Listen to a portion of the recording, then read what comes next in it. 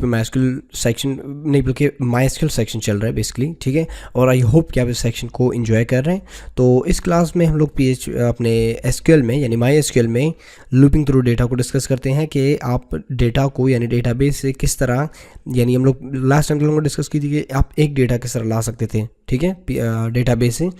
लेकिन इस क्लास में मैं आपको ये बता दूंगा कि एक से ज़्यादा डेटा आप किस तरह लूप कर सकते हैं, और मज़ीद क्यूरीज को डिस्कस करते हैं, और भी MySQL में बहुत सी इंटरेस्टिंग चीज़ों को डिस्कस करते हैं। आई होप कि आप उनको एंजॉय कर लेंगे। तो सबसे पहले स्टार्ट देते हैं। मैं एक वेरिएबल क्रिएट करता हूँ जिसे हम लोग पिछले क्लासेस में क्रिएट करते आ रहे हैं एक कीज़ से, ताकि आपको समझ आ जाए ईज़िली। सबसे पहले मैं एक वेरिएबल क्रिएट करता हूँ और उसे कहता हूँ कि सेलेक्ट ऑल फाइल्स फ्रॉम, कहाँ से, यूज़र्स से, क्योंकि डेटाबेस ऑलरेडी कनेक्ट है। ये देखिए स्कूल के नाम से जो डेटाबेस है वो कनेक्ट है, और उसके अंदर एक टेबल है यूज़र्स, तो उससे तमाम डेटा ये क्यूरी सेलेक्ट कर लेगा। और यहाँ पे मैं इससे कहना चाहूँगा, चले इफ़ स्टेटमेंट यूज़ करता हूँ। इफ़ के अंदर ही इसको मैं ये कहता हूँ कि यहाँ पे ही ये रन हो, ठीक है। मैं यहाँ पे एक वेरिएबल बनाता हूँ रिज़ल्ट के नाम से, और इसमें क्या करते हैं, इस वेरिएबल को बेसिकली रन करते हैं। मैं कहता हूँ if result is equal to MySQLi query. Query basically क्या करता है, रन करता है किसी चीज़ को, क्यूरी को। और हम लोग SQLi वर्जन यूज़ कर रहे हैं, तो कनेक्शन की जो वेरिएबल होगी वो यहाँ पे हम इंक्लूड कर लें, ठीक है। अब इसके अंदर हम लोग वाइल लूप यूज़ करेंगे, ठीक है, क्योंकि अगर आपको याद हो कि लूप्स बेसिकली क्या करते हैं, डेटा को रिपीट करते हैं। यानी अब इसमें भी हम लोग वही ट्रिक यूज़ करेंगे कि एक से ज़्यादा डेटा को आप किस तरह इंक्लूड कर सकते हैं अपने वेब पेज में। तो वाइल हम लोग कमांड यूज़ कर रहे हैं, और इससे यहाँ पे एक वेरिएबल बना देंगे रो के नाम से, ठीक है। While row equals to MySQLi fetch array result, क्योंकि रिज़ल्ट में हमें पता है कि ये क्यूरी जो है रन हो रहा है रिज़ल्ट में, ठीक है।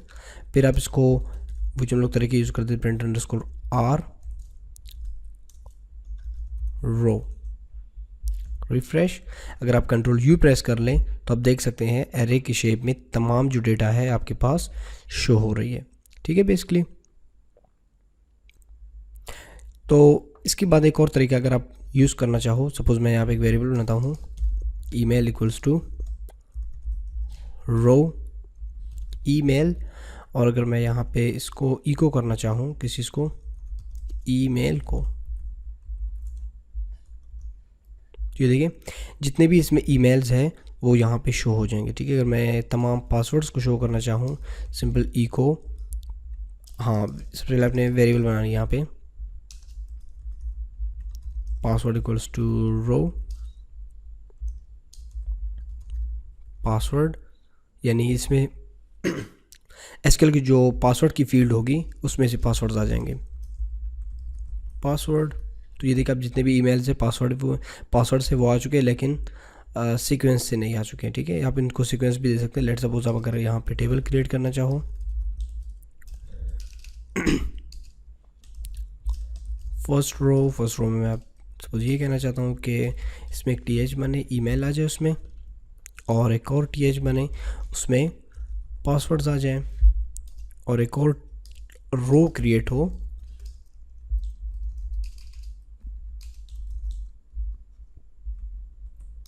जिसके अंदर डेटा शो हो, यानी लूप हो डेटा बेसिकली। तो उसके लिए आपने क्या करना है, यहाँ पे अगर आप इस कमांड को, इस पूरे कमांड को, ठीक है, मैं इसको थोड़ा कुछ चेंज करता हूँ, इसको कॉपी करता हूँ यहाँ से, इनको रिमूव करता हूँ यहाँ से, ठीक है। और यहाँ पे क्योंकि हम लोग इस जो नेक्स्ट रो है यहाँ से ही डेटा को उठा रहे हैं, लूप करवाना चाहते हैं, यहाँ से डेटा को बेसिकली हम लोग लूप करना चाहते हैं। तो रिज़ल्ट में सबसे पहले क्या होगी कि जो क्यूरी है, लेकिन क्यूरी कौन सी है, ये क्यूरी आप सेलेक्ट कर लें ताकि इसको आप यहाँ पे रन भी कर सकें। ये क्यूरी बेसिकली यहाँ पे रिज़ल्ट में रन हो रहा है, और फिर लूप चल रहा है इसमें, ठीक है। अब आपने क्या करना है कि PHP को यहाँ पे एंड नहीं करनी, जो इसकी ब्रैकेट होगी लूप की, वाइल लूप की, वो आपने TR के बाद अगर आप इसको एंड कर लें तो शायद आपका जो डेटा है, यानी यहाँ पे कह सकते हैं कि PHP इको वेरिएबल ईमेल, ठीक है, और यहाँ पे कह सकते हैं कि PHP echo variable password, refresh. Line number 45 में क्या प्रॉब्लम है,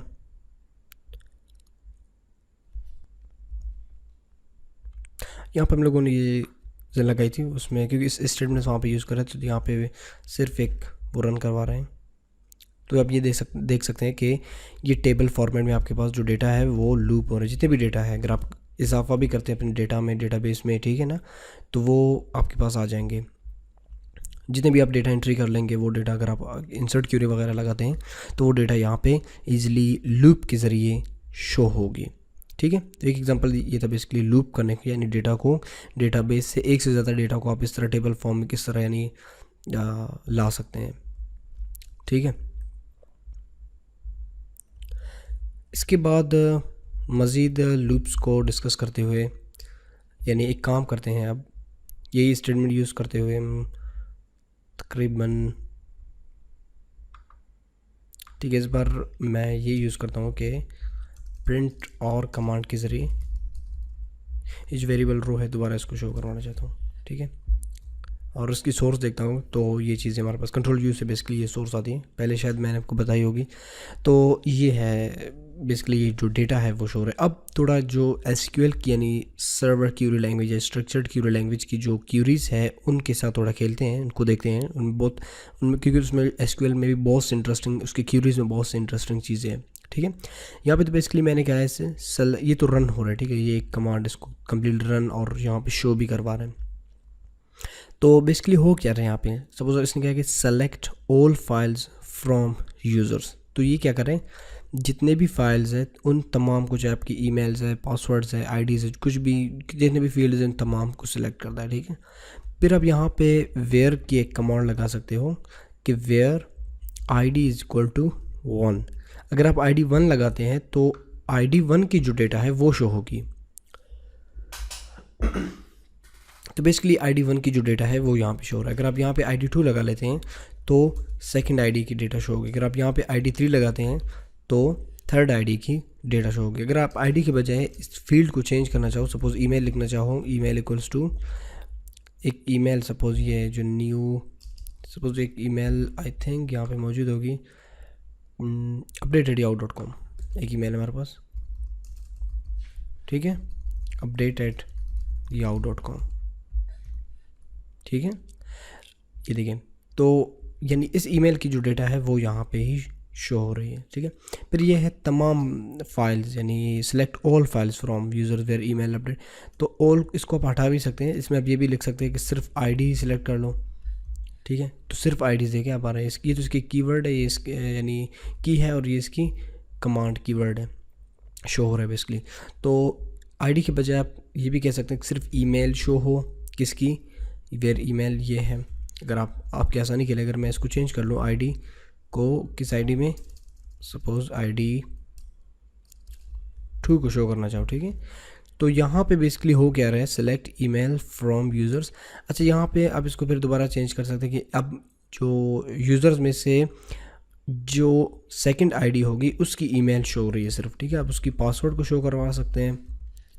ठीक है, तो उसकी जो अकेला पासवर्ड है वो शो होगी। अगर आप इसकी ID शो करवाना चाहते हैं तो ID भी शो करवा सकते हैं इसकी, और भी बहुत सी चीज़ें, यानी ये क्यूरीज होते हैं बेसिकली, इनमें आप इनके साथ खेल सकते हैं। ठीक है, फिर मैं कहता हूँ select all files from user where ID is equal to, ठीक है, मैं कह सकता हूँ वेयर ID, ये तो अब दोबारा तमाम डेटा शो होगा। तो यहाँ पे हम लोगों ने लगाई थी कि वेयर कमांड लगाई थी, where ID is equal to 2, तो अब यहाँ पे इक्वल के बजाय ये भी लगा सकते हैं कि ग्रेटर दैन। ठीक है, ग्रेटर दैन यानी जहाँ पे ID 1 से ऊपर हो। ठीक है, 1 से ऊपर बेसिकली कौन सी है, ये यहाँ से स्टार्ट होगी ना 2 से, तो ये भी यानी 1 चली जाएगी, क्योंकि आपने कहा ग्रेटर देन।